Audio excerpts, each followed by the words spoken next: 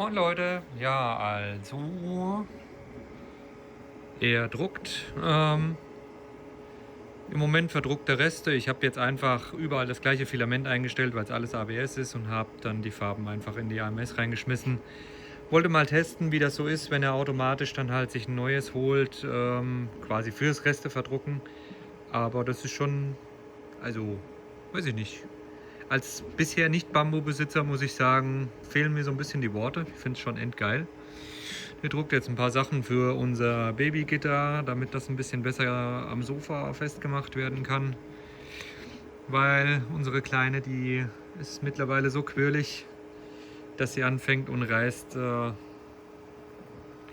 alles auseinander, was nicht nied- und nagelfest ist. Na komm, mach scharf. So. Das ist, ja, so sieht das Display aus, für die, die es noch nicht gesehen haben. Hier oben sieht man dann, dass der rechte Extruder im Moment aktiv ist. Bauraumheizung ist aktiv.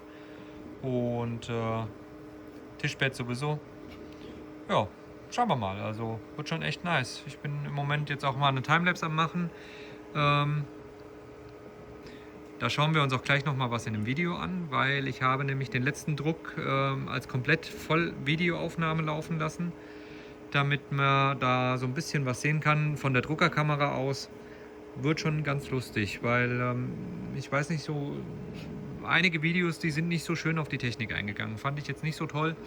Kann man aber ja nach und nach besprechen. Ja, und er hier, der ist am Drucken. Im Moment ein 300 mm Teil. Da ist jetzt nur eine Schicht dazwischen, also eine Schicht, wo quasi Infill gewesen wäre. Da hat er jetzt kein Infill gemacht, deswegen sieht die Schicht auch so krumpelig aus. Das wird aber gleich wieder besser. Das Teil hat hinterher 1,02 Kilo. Das heißt, ich muss jetzt gleich erstmal die Restrolle wechseln zu einer frischen Rolle von meinem Filament. Das wird für einen Flur, wird das ein Sortierregal, wo wir dann halt unsere ganzen Sachen reintun können, wie Rezepte vom Arzt oder sonstige Sachen, Schlüssel und der ganze Mist, weil wo jetzt die Drucker da sind, werden wir jetzt auch mal hier im Haus alles optimieren, so gut wie es geht, mit gedruckten Teilen, damit das Ganze dann besser wird. Ja, dann nehme ich euch jetzt gleich mit auf den Bildschirm, und auf dem Bildschirm gucken wir uns dann mal an, was im Video so zu sehen ist und was dann halt so beim Werkzeugwechsel passiert und sowas. Das kann man ja dann mal ganz in Ruhe durchgehen. Da muss man ja jetzt nicht durchrushen. Ja, dann bis gleich auf dem Bildschirm. So, auf dem Bildschirm angekommen, schauen wir uns jetzt einfach mal einen Werkzeugwechsel an. Ich muss mal gucken, ob ich das und inwiefern ich das vielleicht verlangsamen kann, dass man es ein bisschen besser erkennt. Aber falls das Ganze nicht funktioniert, dann sprechen wir das halt jetzt so durch. Ich versuche es aber zu verlangsamen. Ich spreche dann einfach in der Zeit nicht. Und dann schauen wir uns das Ganze dann einfach mal an. Ja, der druckt jetzt halt erstmal weiter fertig und fährt jetzt nach hinten, zieht das Filament zurück, cuttet es ab, zieht es dann natürlich in die AMS zurück, so wie immer. Und dann kommt auch schon der Werkzeugwechsel. Der nimmt das eine raus, steckt das zweite wieder rein, tut dann das Werkzeug verriegeln und wartet dann aufs Aufwärmen und fängt dann direkt wieder an mitzudrucken. Heizt dann halt nur noch die Düse auf und druckt dann direkt wieder los.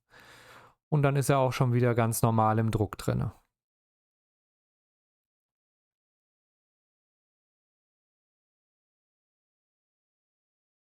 So, ich nehme euch jetzt mal ganz kurz mit auf die größere Webcam. Klack. So. Also, es gibt ja nun viele Sachen, die halt immer wieder erzählt worden sind, und irgendwie waren auch ein paar Videos dabei, die mir nicht so gefallen haben, weil da nicht so ganz drin rüberkam, wie denn nun das Hotend eingelegt wird. Und ich habe halt auch 3, 4 Leute gehabt, die gesagt haben, ja, das wird ja nur von vorne reingeschoben. Das stimmt aber nicht. Das Hotend wird von vorne eingeschoben und danach angehoben und wird dann in diese Verriegelung eingelegt und wird dann im Prinzip, wird dann über dem Hotend, also in der Verriegelung, wird das dann einfach zugeschoben. Deswegen fährt der Drucker nochmal nach rechts an die Seite, um diesen Hebel wieder zu verriegeln, damit das Hotend da drin fest ist. Also das heißt, es wird nicht nur von vorne eingeschoben und hängt dann dort drinne. Ich weiß nicht, wie das zustande kam, ob es da ein Video gab von irgendjemandem, der das so erklärt hat. Das ist aber auf jeden Fall nicht richtig. Weil man sieht auch hier ganz schön, wenn man das ein bisschen im Licht dreht, ich weiß nicht, ob man es erkennen kann, das ist hier auf jeden Fall ausgefräst, damit das halt genau in die Verriegelung dann reinpasst, wenn der dann halt verriegelt, dass es dann zu ist. Und das Ganze ist auch mit gefühlt 2 Handvoll Sensoren überwacht. Also ich habe jetzt eigentlich an fast allen Ecken, die irgendwie angefahren werden durch diese ganze Geschichte, habe ich Endschalter oder Sensoren gefunden. Der Werkzeugwechsler selber wird abgenullt über den rechten Druckkopf. Das heißt, er fährt mit der entsprechenden Düse, wenn man den Drucker jetzt im Kaltstart hat, also noch nichts gedruckt hat und macht ihn an, fährt er mit den entsprechenden Hotends, die jetzt gerade eingewechselt werden, unter die rechte Düse und tut sich dort halt abnullen und holt sich die Referenz dadurch. Das macht er aber nicht immer. Also wahrscheinlich nur, wenn er merkt, dass es verstellt ist. Es kann auch sein, dass da ein Messsystem dran ist, weil das läuft ja über einen Servomotor und nicht über einen Schrittmotor. Genauso wie der Extruder, der läuft ja auch über einen Servomotor anstatt über einen Schrittmotor. Das einzigste, wo Schrittmotoren dran sind, ist wahrscheinlich X, Y und Z. Alles andere ist mittlerweile hier schon über Servomotoren geregelt, was ich sehr befürworte. Also das finde ich schon echt gut, weil es ist halt viel, viel einfacher wie, was heißt einfacher? Es ist halt von den hohen Geschwindigkeiten her viel, viel einfacher zu bewerkstelligen wie mit einem Schrittmotor, der die hohen Geschwindigkeiten ja nicht immer so befürwortet, weil ja irgendwann das Drehmoment halt stark absinkt. Ja, das mal als kleiner Zwischenexkurs. Es sind einige Teile dabei. Ich werde mir die Teile jetzt nach und nach raussuchen und schauen, wo die verbaut werden, damit ich euch dazu was sagen kann. Das ist zum Beispiel auch mit im Lieferumfang. Also das habe ich nicht nachbestellt, das ist mit im Lieferumfang, falls das andere mal kaputt geht, damit das ausgetauscht werden kann. Ich gehe mal davon aus, dass das auch in gewisser Art und Weise ein Verschleißteil ist, dass das mit der Zeit wahrscheinlich sich abnutzt und auch nicht mehr so stark verriegelt, aber das wird sich ja dann auch mit der Zeit zeigen, wie das Ganze dann halt läuft. Ja.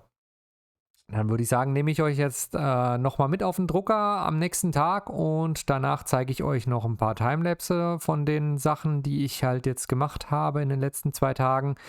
Der Drucker hat zum Zeitpunkt des Videos schon 40 Betriebsstunden drauf und ist munter am Weiterdrucken. Er ist im Moment am Filament trocknen und wird morgen früh wieder laufen. So, ja, wir haben den nächsten Tag. Der Bambulab läuft jetzt mit TPU als Testdruck.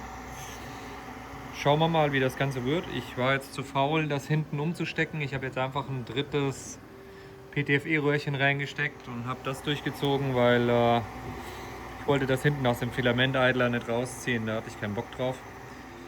Hier sieht es auch ganz gut aus. Der ist auch so gut wie fertig. Der läuft jetzt noch, glaube 4 Stunden oder so von dem 28-Stunden-Druck. Leider hat sich die eine Ecke ein bisschen gelöst. Also Bauraumheizung im Bambulab, da löst sich halt gar nichts. Selbst bei so großen Teilen habe ich jetzt auch schon probiert. Ohne Bauraumheizung, selbst ein Zuner Drucker, merkt man halt irgendwann schon. Weil das ist ein Regal, das heißt, es ziehen halt nur die Außenkanten nach oben und dann hält auch irgendwann so das Bett leider nicht mehr. Ja, so sieht das aus. Der Kleine sollte eigentlich auch laufen, aber der Kleine ist eben abgestürzt. Der Pi ist abgestürzt, da muss ich mal gucken, was da los ist und das Ganze nochmal neu starten.